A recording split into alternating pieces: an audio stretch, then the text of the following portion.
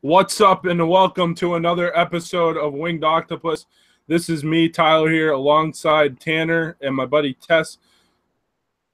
How you guys doing tonight? I'm good. How are you gentlemen doing? I'm still in the office, so it's been one of those days. Every day you're hustling. Yeah, I'm doing pretty good here.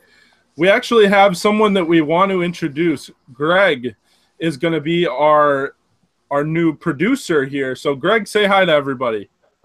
How's it going, everyone? I'm just happy I'm not at actual work. Thanks for rubbing in. Appreciate it. So welcome, Greg. We'll shout out his Twitter handle later, and you guys can send him a nice welcome tweet. So we have a lot to get into in a short period of time here.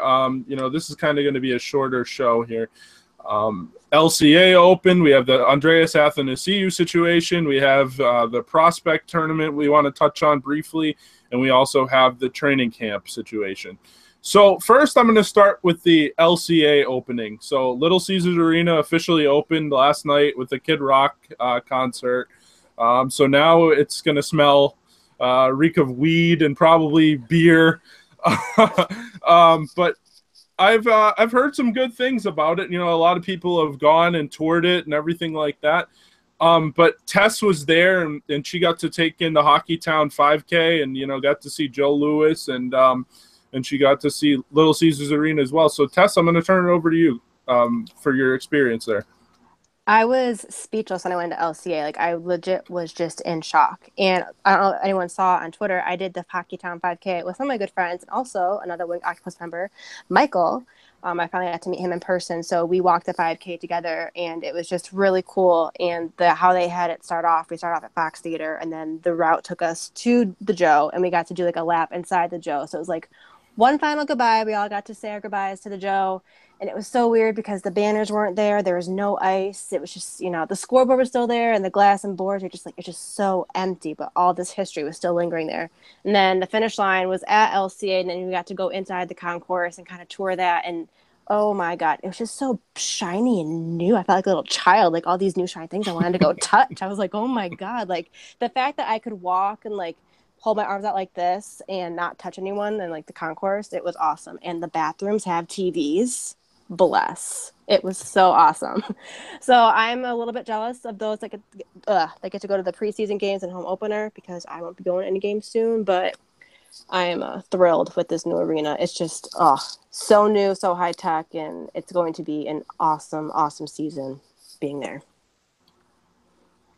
From everything I've seen, it looks amazing. They dressed it up well. The sound apparently is good. I was actually talking to a friend of mine that was at the concert last night. She said the sound was great.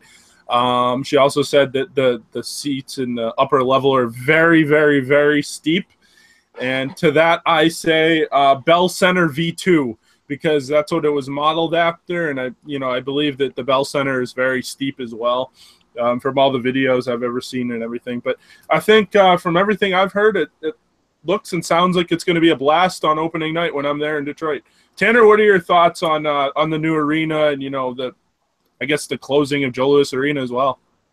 I saw some video that they posted the other day that just did kind of a walkthrough and interviewed some people that got a chance to check it out. Two of my favorite things were the fact they brought the Olympia letters over to Little Caesars Arena and put those. I thought that was really cool. And then up until I think 9/11, I didn't even realize that they were doing that LED lighting in the arena portion. Mm-hmm.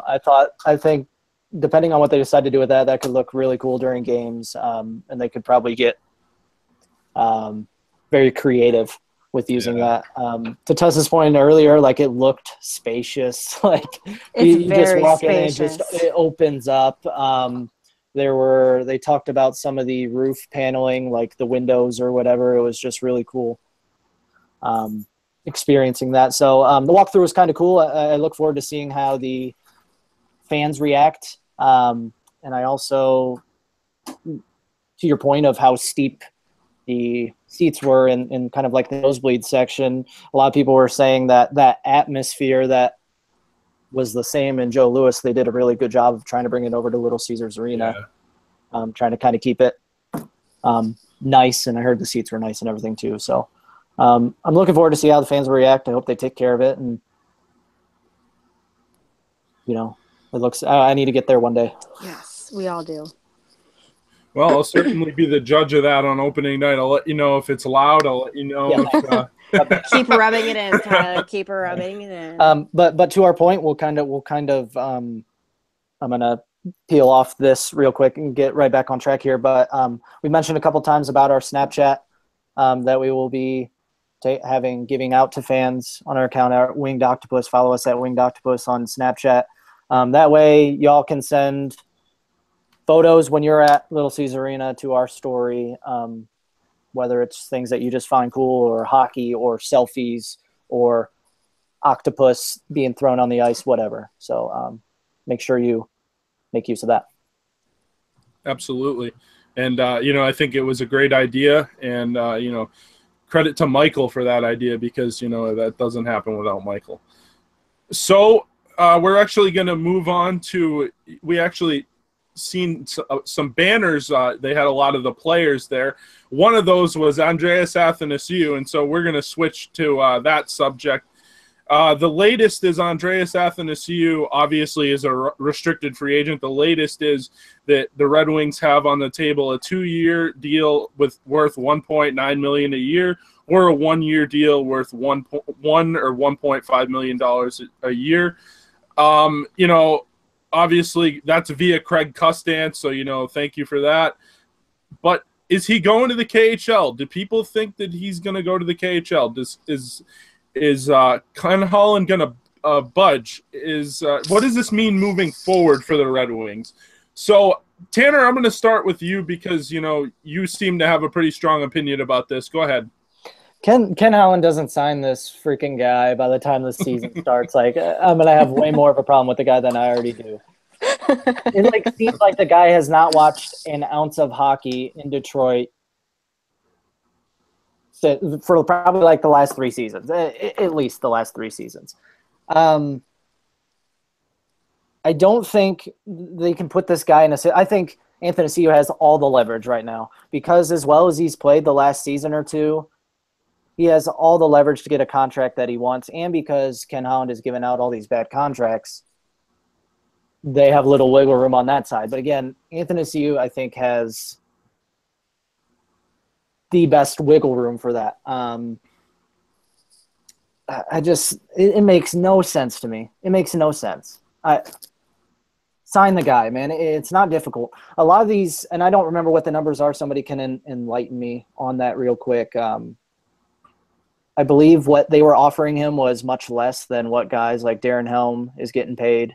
They're apparently offering him 1.9, I think it was, on a 2-year, or 1.5 on a 1 year. Oh man. And what are we doing, Ken Holland? Seriously, what are we doing? You're giving those big contracts to Advocator, your homeboy. That's what we're doing. I don't get it. We're not getting into that tonight. I'm not asking for a 6 to 8 year contract here or anything, but that man deserves more than 1.9 for 2 years. He deserves more than 1.9 for 2 years. And you can't tell a guy like that to play for his contract because he's played for his contract the last 2 years. Well, so that's my feeling. And I'm not saying that he's worth $4 million for 2 years by any means or anything, but he's worth more than 1.9. Tess, I want to get your thoughts on this. Well, at first I was like, oh Lord, another diva. Here we go. Apparently we have a bunch of divas on the team that want to get a big paycheck. I think it's more his agent that is screwing him over because I feel like if AA wanted to go play in Russia, he would have left already. As soon as that story came out, he would have been on that plane. First ticket he got, he would have been gone. Bye-bye. But he's still here, and he posted that encrypting picture on Instagram. I saw, thanks to Tyler, I saw earlier. What does it mean? There's no caption. Is he coming to play with us? I don't know. I think his agent is trying to be a big baller, but he has no room. And Ken Holland, yeah, he can be kind of dumb at times, but Ken Holland's I've already been playing this game all summer with these young guys. Calm down. I think because Ken Holland did screw a lot of these young guys over with these stupid contracts for Helm and Allocator, he can't give AA what he probably wants. So if I'm AA and I truly love the game and I like being a Red Wing, I would just take whatever I can get for right now, bust my ass all year, and then hopefully I'll get a pay raise. I mean, if you love the game, you're going to play it. Stop with this whole money thing. He's making more money than I am right now. He's living in a better house and driving a better car. I don't want to hear him bitching about it. You're playing a freaking game for a living. Well, Take the money, play the game. This isn't the first time Andreas Athanasiou's had an issue with the front office or an issue with coaching. There was a lot of issue last year with his playing time. That is true. With Blashill and, whether Henrik Zetterberg was strong-arming, the front office or not in allowing some of those other guys to play over him. I can imagine that the guy just hasn't been happy there in the last year or two as an organization, so he's using. If you're not happy, then leave. Like that's a mind. Like also like I'm thinking like if he was such a hot ticket, then why hadn't any other NHL team picked him up? It's like something fishy. Well, he is a restricted free agent, so that would require an offer sheet, and I believe that ship has already sailed for the season. I just want to throw my thoughts in there real quick about this, and I've kind of made it known, I love Athanasiou. Mickey Redmond actually told me I looked like Athanasiou, whether I agree with that or not. That's something we can talk about another day. But Andreas Athanasiou, if you're listening to this, 1.5 for 1 year. Bet on yourself. If you're really that much of a you have that kind of attitude, put your money where your mouth is, like my dad said, and take that money and bust your ass, like Tess said, and go out there and then earn your money. David Pastrnak, a lot of people like to compare these situations. David Pastrnak has all the leverage because he scored 30 goals. Andreas Athanasiou doesn't have any leverage but going to the KHL, which I don't think is going to happen. I think he'll hold out before he ends up going to the KHL. And I also think that Andreas Athanasiou is the type of player that, if he gets that contract, he's going to bust his ass and he's going to play tough. But this is what they have right now. This is what they have. They can't do much more.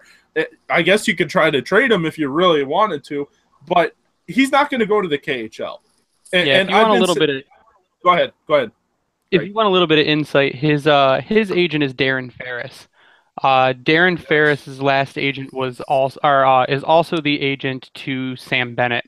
What he tried doing with Bennett was the same thing. He threatened to send Bennett over to Europe. He said he's got many offers from European teams. Bennett's was in the same situation that Athanasiou's in. He has no arbitration rights. So when you have no arbitration rights, they threaten that you're going to leave and go to a different country to play. If he was going to go, he would have went already. There's no way you go play in a second-rate league to the NHL. No way. No. Well, I would have fired his agent yesterday. That agent's got to go. He's doing a stupid thing. Well, and I want to know why that offer drops off tremendously, too, from the 2 years at 1.9 to the 1 year at 1.5. That seems like a... I mean, that's usually how it goes. You take 1 year and, it's just less. No, but that's to your point. But it's not less by half. No, but it ends up... It ends up being a make it or they kind of look at it as a make it or break it year. If you pay him 1.5 and he does amazingly, maybe he'll get 2.5, or you send him on the 1.9 for 2 years. But that's to Tyler's point, is why not take that 1 year 1.5? I don't know why you're trying to bluff with a KHL offer. So, see, I think the whole KHL thing is absolute bullshit. It's absolute bullshit. I think like Greg said, if he was going to go to the KHL, he would have done that already. And the other thing I would tell you about Athanasiou is, yes, he's a good player, but if he's going to sit here and what does he want? That's my thing. Where there has been no report on what he wants. I mean, apparently he has an offer in the KHL for $3 million for 1 year. So they don't have that. The Red Wings don't have that. So if he's going to go play in the KHL, there's no leverage, though, because if he comes back, he's in the same situation next year. It makes no sense. It makes absolute no sense. Take the $1 million or the 1.5 and shut your mouth, work hard, put your money where your mouth is, score 20, 25 goals. There you go. Then you get your payday next summer. or the summer after. He could also have other teams interested in him, and they could have like a freaking like war going on between who's going to pay him the highest. Like, if he really wants to get that money, then play for it. That's how I feel, but we shall wait and see. Stay tuned. Well, the other thing is too, I believe he's got 2 more years of arbitration years, so it wouldn't be next year; it'd be the summer after that he'd be an unrestricted free agent. Barring a long-term offer, but you look at the core: Mantha, Larkin, Andreas Athanasiou. Those are 3 guys that are supposed to be on your team moving forward. If Andreas Athanasiou, let's say he does go to the KHL, now you don't have him. He's a difference maker, especially if he gets the ice time he deserves. That's where I'm at with that. Well, enough talking about one young guy. Let's talk about some young guys that haven't caused us headaches yet. I'm trying to think. If everyone follows Red Wings, you would have been aware that the prospect tournament for the NHL happened up in good old Traverse City this weekend. And our lovely little baby Wings, they finished out with a 1-3 record and were 6th overall out of 8 teams there. So, yeah, kind of disappointing, but it's okay. They're still little babies. Tyler, what do you have to say about this prospect tournament? So, first of all, the prospect tournament is something that, it doesn't carry a lot of weight. Obviously, you want to see your team do well, and you want to see the players do well. Unfortunately, we don't get a lot of coverage of it. There's not a lot of TV for it. I did see some of the stream, but it was almost unwatchable. But I did actually talk to one of our friends that have been on the show a lot of times, and a very good friend of mine, George Malik. And he said, so far, Svechnikov, Sadawi, Holmstrom, and Saryarvi have been excellent. And Philip Hronek and Dennis Cholowski, who was a first-round pick, not this past year, but the year before. He went to St. Cloud State, and now I believe he's going to be playing in the OHL. They're very close behind. So that's a good sign. He also said that Sulak has been really rough, and that Machovsky was shaky on Friday, but had gotten better. And I asked him about Rasmussen, and he said Rasmussen has been okay. And basically he said that, he could play better and there could be a little bit more effort there. And he also said Giovanni Smith, Matt loves him. Matt's a big fan. Number 1 fan. Giovanni Smith has been up and down, and I guess he's taken a few too many penalties. So obviously he's got to cut that out a little bit. That'll make Matt happy. Other than that, that's pretty much all I got from him. I actually will probably have another conversation with him to see, if anything had changed. But that was on Sunday, so, things may have changed from then.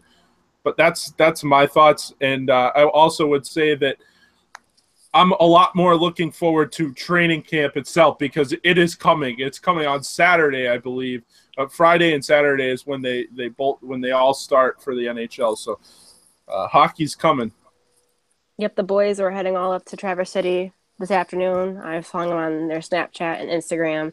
They're all heading up there. They're doing their community service work along the way. So it's pretty exciting. And the roster for our boys was released. Hold on, let me pull that up real quick. Just a quick side note, real quick, Tess, and I don't mean to cut you off. Andreas Athanasiou is not going to be at camp until there's a contract. Obviously, that's league rules, but he won't be there until there's a contract. So. And while you're pulling up the rosters, did you see the pictures of Anthony Mantha? Anthony Mantha. No. Dude is huge. I love that. He was tall to begin with, but I did not say he did look like he has been working out, which is fine. As a female, I can admire that. He looks like he's a solid 250 at least right now. Well, good. We need it. We need all the help we can get. Absolutely. So the roster. So there's 3 teams: Team Delvecchio, Team Howe, and Team Lindsay. And something that they're changing up for this training camp, they're having all of the starters play on one team, where in years past they've split everyone up into groups and stuff to kind of just see how everyone plays. So yeah, you have our typical starters, and then our lovely PTOs. Do you want to? Who are they again? Because I forgot. P.A. Parento and David Booth. Our lovely PTOs. Woohoo. And then the one name that stuck out to all of us that we said was Dennis Cholowski. He's playing with the big boys this training camp, so he gets to play with Trevor Daley, DeKaiser, Erickson. Mike Green, Jensen, Cromwell, Ouellette, and Sproul, and see what he's made of. And yeah, that's all I have right now. Tyler, Tanner, what do you guys? It's interesting to see that Ryan Sproul's on there because if you guys remember, he had that knee injury. Yeah, it's At interesting. the end of the season last year. So it's interesting to see him on there. Same with Erickson. I don't know if they just put players there without knowing if they're going to be available or not. But yeah, that's the one. That might be good takeaway news for Sproul's knee injury. Let's hope that he's back I'll already. take him over Erickson any day. You kidding? Yeah, and he's another right-hander on that defense. I guess, looking at, we talk about that prospect tournament. I trust George's, he's been on here a few times, trust his analysis and talking about these young guys, but I heard kind of the overall theme was everybody was just kind of okay, with the exception of a couple people.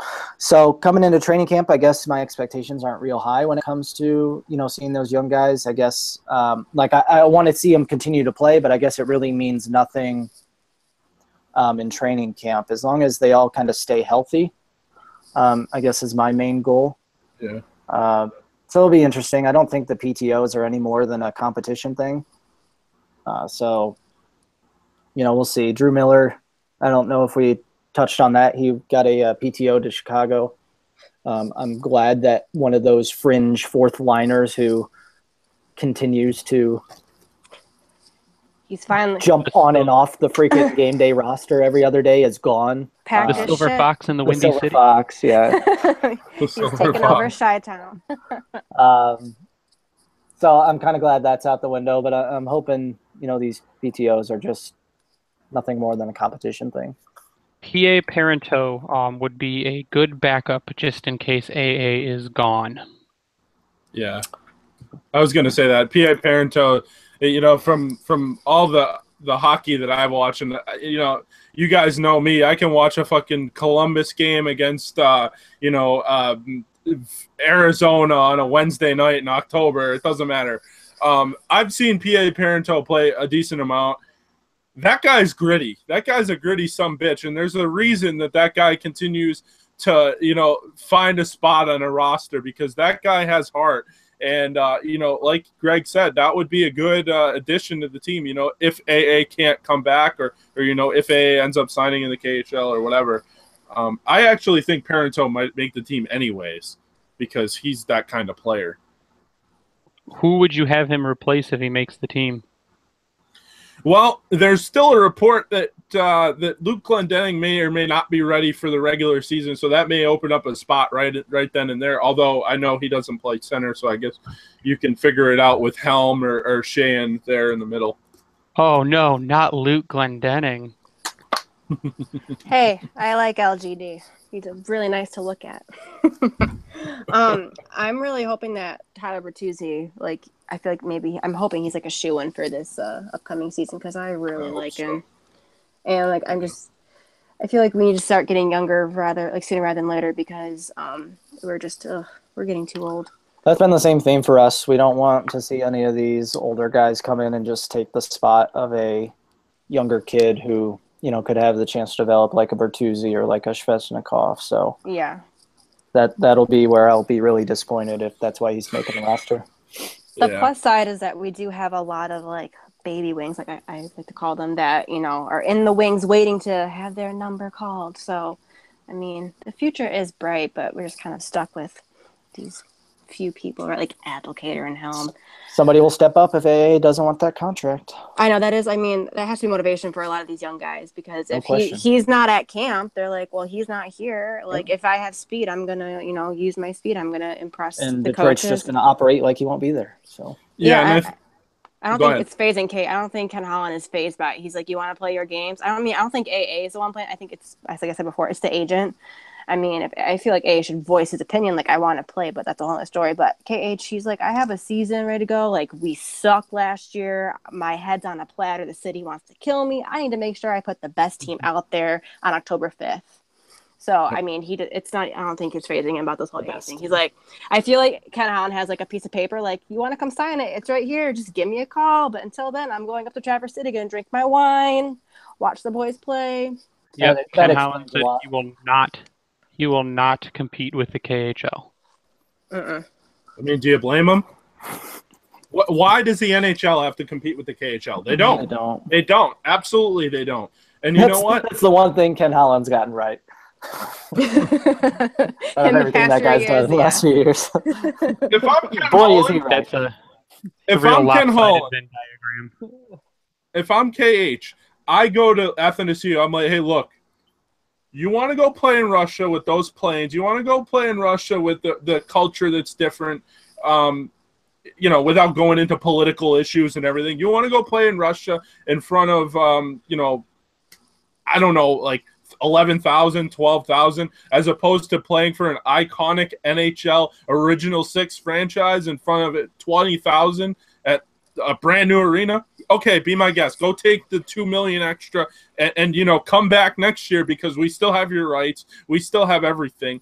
And it's going to be the same situation next year. Lord help us all. On a second thought, a guy, if Athanasiou does end up going to the KHL or holding out or whatever, I think a guy that could make the team is Evgeny Svechnikov. I liked him last year. Oh, yeah.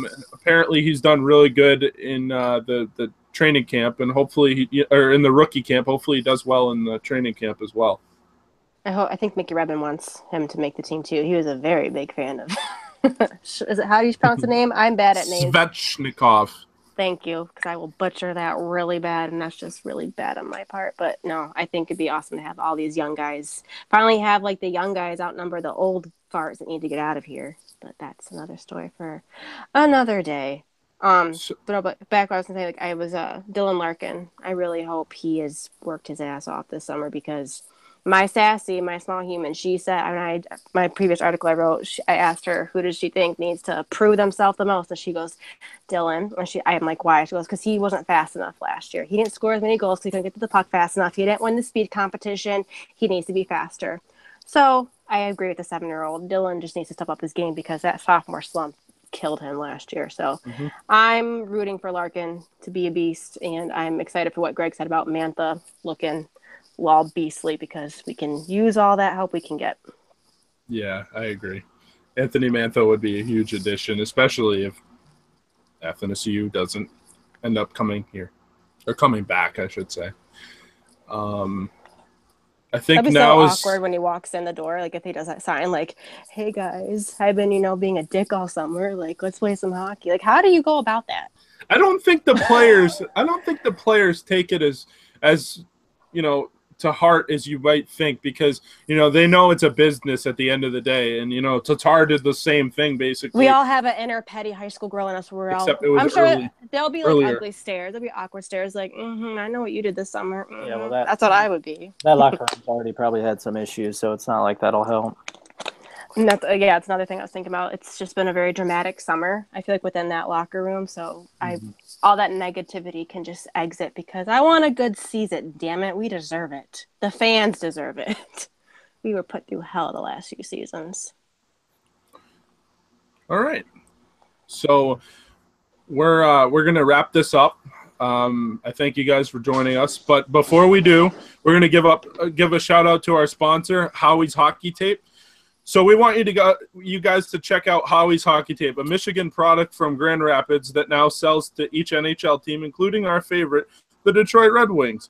Howie's also sells to the NCAA, the American Hockey League, which is the AHL, and the OHL. Anything you need for the locker room, Howie's Hockey Tape has. Give them a follow on Instagram at Howie's Hockey Tape. You can also follow them on Twitter at Hockey Tape. You can check out their website, howieshockeytape.com or .ca for our Canadian folks out there. Another reason why you need to check out Howie's is that you can use our promo code WINGEDO and you'll get 10% off the discount. Show some love for a Michigan company and check out Howie's Hockey Tape today. So, guys, I appreciate you guys joining us. I just want you guys to shout out your Twitter handles. So, Tess, you go ahead first, please. My Twitter handle is at TMDudleyXO. Tanner, go ahead. At the other T Swift. And I'm at Tyler_Seeley. Greg, what is yours? I am at Bringing the Wing. So that's going to wrap up another edition of Winged Octopus. We have another one coming up pretty soon. For all you guys, I'm Tyler. Thanks and have a nice day. Stay classy, Hockey Town.